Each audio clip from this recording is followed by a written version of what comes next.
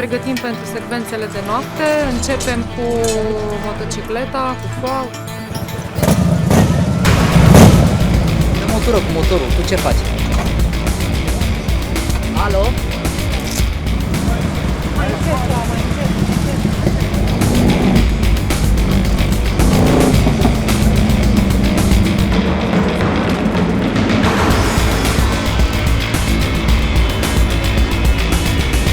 Ne pregătim să filmăm stânga. Aproape de mine, mai aproape, Patricia, mai aproape. Mai aproape, Patricia, aproape de cameră.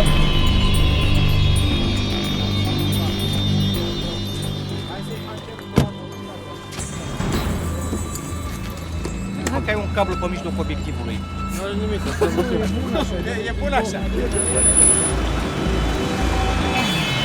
Banda 1 e blocată 200 de metri.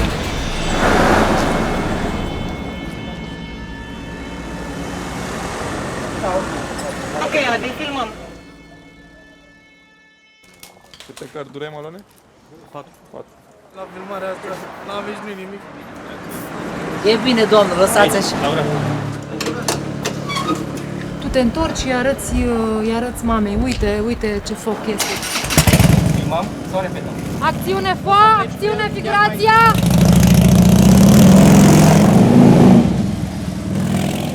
Stop. Stop! Cum e?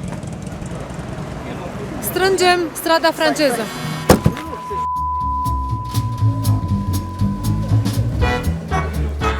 Pe o bomboană cu mentă să te încălzi. Grazie, ce Voi vă dezbrăcați cum vă spunem noi.